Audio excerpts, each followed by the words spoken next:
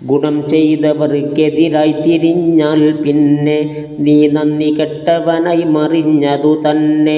മറുപടി ഇതാണവരോട് റബ്ബ് പറഞ്ഞത്, അപ്പോൾ പറഞ്ഞവരെൻ്റെ റബ്ബേ മദീദ്. ഇതുപോലെ മിസ്ബാഹുൽ ദലാമിൽ ഉള്ളതാ 108 പേജ് 1 വന്നതാ. മുസീബത്തൊന്ന് ഭവിച്ചു എന്നാൽ തന്നെ ചിന്തിച്ചു നോക്കതിൽ നിഅമത്തുണ്ടേ പൊന്നെ. ദീനിൽ വരാതവൻ കാത്തതൊന്നാമത്തതാ, ഈ വന്നതിൽ വലുതായതൊന്ന് വരാത്തതാ. അതുമാത്രമല്ല അതിൽ കൂലിയും ലഭിക്കുന്നതാ. ഇതുപോലെ സയ്യിദുനാ ഉമർ പറയുന്നതാ. സഹൽ ഇബ്നു അബ്ദുല്ലാഹിയോടൊരു പുരുഷനും പറയുന്നതായി, കടന്നെൻ്റെ വീട്ടിൽ കള്ളനും പലതും അവൻ മോഷ്ടിച്ചു, എന്താ വേണ്ടത്? റബ്ബിന് ശുക്രാണതിന് നീ ചെയ്യേണ്ടത്.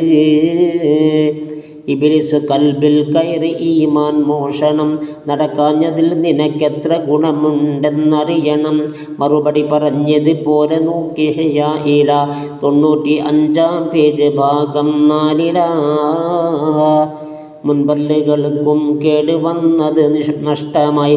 അപ്പോൾ മുആവിയത്തെന്നവർ പറയുന്നതായി, അൽഹംദുലില്ലാ, കണ്ണിനില്ലൊരു നഷ്ടവും കേൾവിക്കുമില്ലതുപോലെ യാതൊരു നാശവും. മുഹമ്മദ് ഇബ്നു വാസിഇന്നും കാലതിൽ വലുതായ കുരുവുണ്ടായി വ്രണവും പിന്നതിൽ. അൽഹംദുലില്ലാ, എത്ര നിഅമത്താണിത്, ചെവി കണ്ണ് നോക്കിവയിൽ വരാതിവ കാത്തത് എന്നും പറഞ്ഞാണവരും ശുക്ർ ചെയ്യുന്നതായി. തൻബീഹ് 87 വ്യക്തമായി. മരുന്നിന് കൈപ്പുണ്ടെന്ന് വന്നാൽ തന്നത് ഗുണമാണ് ഭാവിയിൽ എപ്പോഴും നൽകുന്നത്. മുസീബത്തും ഇതുപോലെയാണെന്നുള്ളതാ, അറിവുള്ളവർ ഇത് നോക്കിയാൽ തെളിയുന്നതാ.